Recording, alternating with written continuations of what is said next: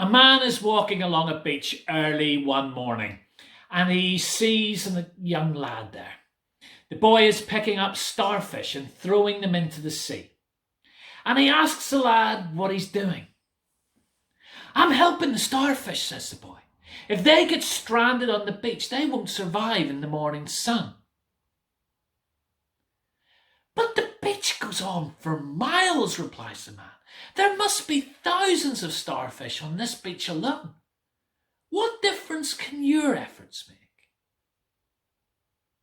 And the boy looked at the starfish in his hand and said, "Well, I've made a difference for this one," and threw it back into the sea. I sometimes feel that that's a good metaphor for life. We have more access to more information than any other generation. And yet sometimes that doesn't feel like much of a blessing. It just makes us more aware of the enormity of the problems facing our world. From the environmental crisis, the global pandemic, the issues with which we are bombarded every day, they just seem so huge. And we wonder what difference we can make in any of it. And that's why charities and other organisations often encourage us by telling what a little giving can do. Yes, they know the enormity of the need will overwhelm us. But £10 will feed a family for a month, or £15 will ensure that a village gets fresh water, that kind of thing. The problems are huge, but our actions can make a difference, even if it feels like helping a single starfish.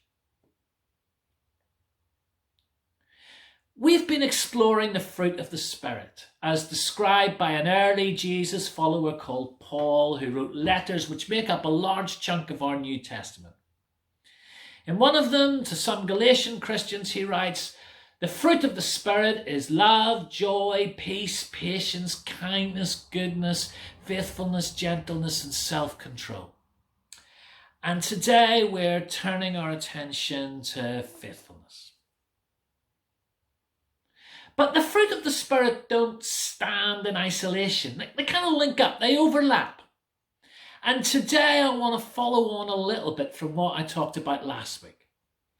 I spoke about goodness, and I spoke about it in a very particular way, about finding our place in God's longing for the world. The same Paul who wrote Galatians wrote another letter called Ephesians, and he spoke about us being saved for good works, which God had in mind for us to do. Each of us has choices that can make our world a little more or less as God intended. And I mentioned a quote from the writer Frederick Buechner, in which he said, "Your calling is where your greatest joy and the world's deepest needs meet."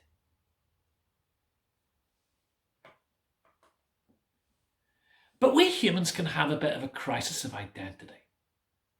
We can have this sense of greatness, and our destiny is in our hands, that our lives matter and have a purpose.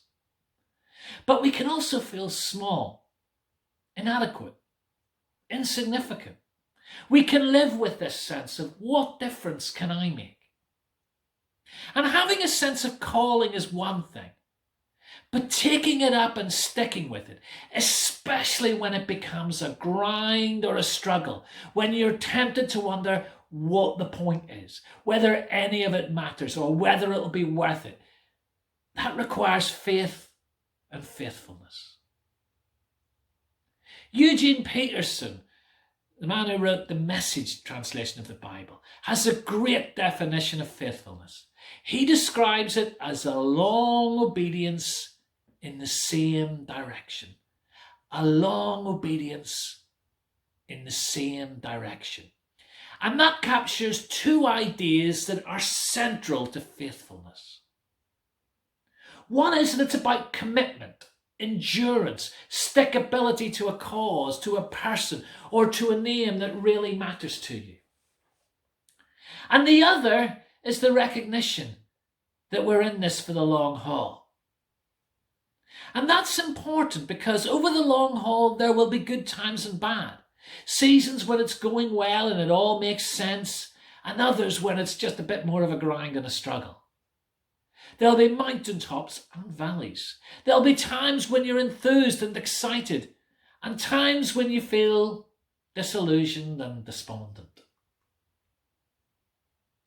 And faithfulness is about keeping going, being true to the aim throughout all those seasons. It's about putting one foot in front of the other again and again and keeping going in all circumstances.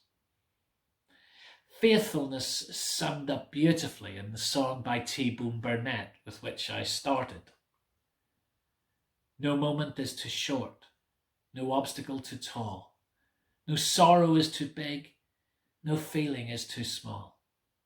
We walk the razor's edge, our backs against the wall. And we pledge ourselves to this, acknowledging that we are in this for the long haul. But that's okay, because forever isn't any time at all. There's something quite important about this fruit of the Spirit. The word Paul uses for faithfulness is the word pistis. And this is quite an important word, especially for Protestant Christianity. To some extent, the Protestant Reformation turned on how this word was translated. For it's not always translated the same way, nor is it always immediately obvious how it should be translated. Sometimes pistis is translated faith. For example, in Romans 1:17, which mattered so much to Martin Luther, we read, "The righteous will live by faith." Or in Ephesians 2:8, we read, "It's by grace you're saved through faith." And both times, it's that same word. But this time, it's translated faithfulness. But it could just as easily be translated as the fruit of the Spirit is love, joy, peace, patience, kindness, goodness, faith. Now, I understand when preachers start off down a path like this, it can be a cue to switch off for a while. Or in an age of YouTube service, you might go and stick the kettle on and hope I've got something interesting to say by the time you get back. But there's something quite important here. To a certain extent, in modern Western Christianity, these two words, faith and faithfulness, have become disconnected or separated. Faith in our tradition is something about us and what we have. It's mainly linked to ideas we accept or believe in our heads. Whereas faithfulness, that's about practice, about how we live, about where our loyalties lie. And this disconnect is why some people get into a tangle when they come up against, say, passages like 1 St. James, which talks about faith and works, and faith without works is dead. But the thing is, that's not really what faith is all about. The two words faith and faithfulness are much more closely connected. Faith isn't something you don't have or do have. Everyone has faith in something.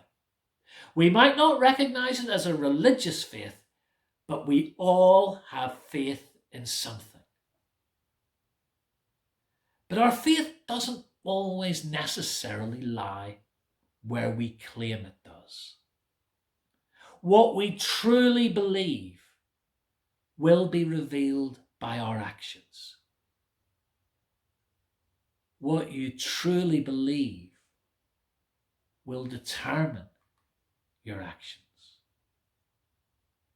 You will be faithful to the thing or person in whom you have faith.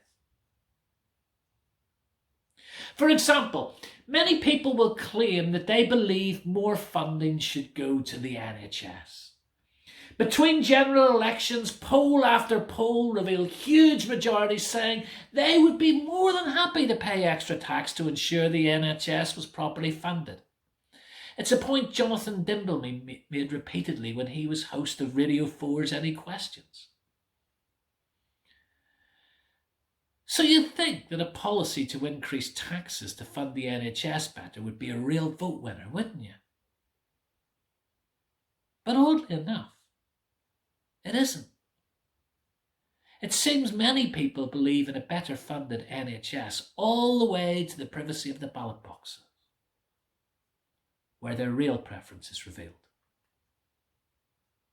You can't separate faith from faithfulness. You will be faithful to whatever you have put your faith in. Because real faith is actually about allegiance. That's why the central claim of the Christian faith is Jesus is Lord. Faith in Jesus means pledging your allegiance to him. And that's why Jesus says that the wise one who builds his house on the rock isn't the one who hears his words. It's not the one who thinks, oh, that sounds quite wise. It's not the one who thinks, oh, it'd be good if people lived that way. It's the one who does it. Because it's possible to be able to tick off a creed or a statement of faith and give our assent to the whole lot without it making a great deal of difference in your life. Meanwhile, others will wrestle with much of what they're supposed to believe.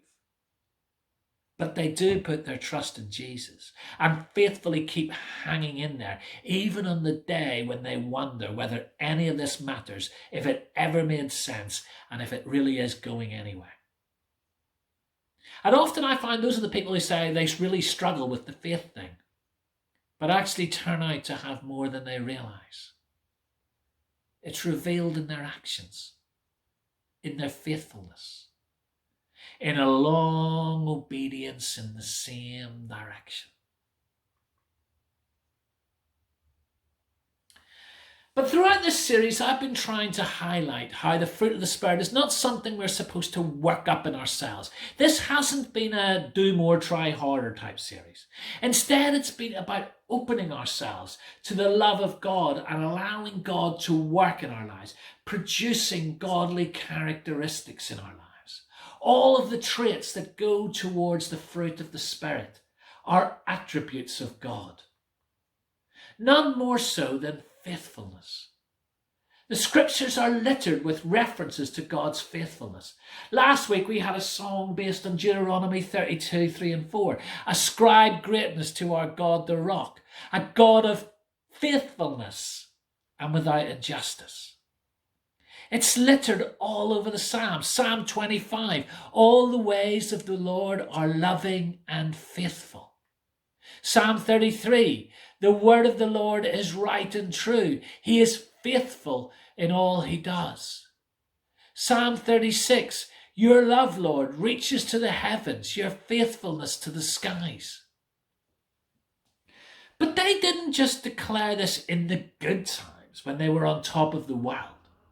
Great is thy faithfulness, O God my Father. There is no shadow of turning with thee.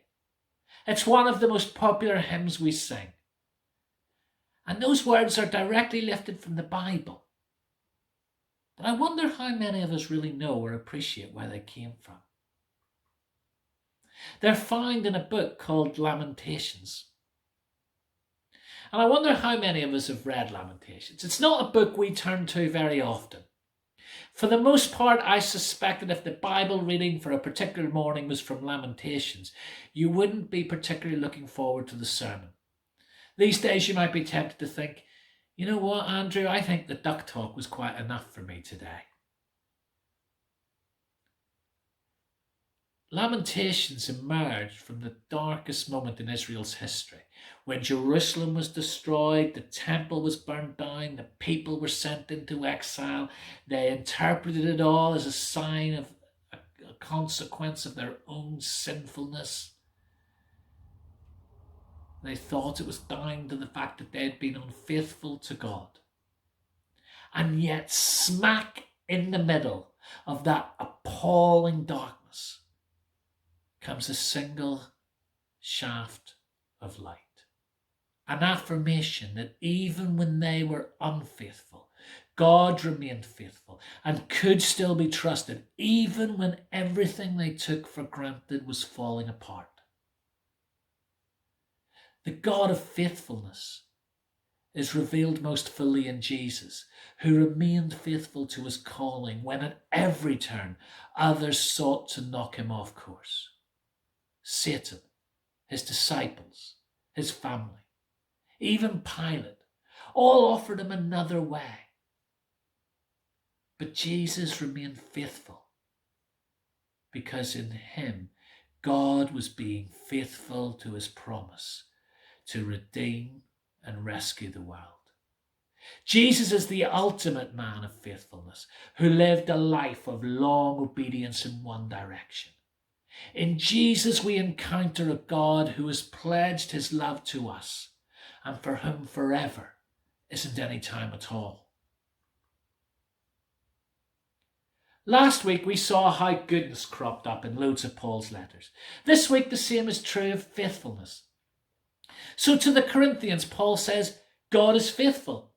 To the Thessalonians, he says, the one who called you is faithful, and the Lord is faithful. He will strengthen you and guard you. Most beautifully, he says to Timothy, even when we are faithless, he remains faithful.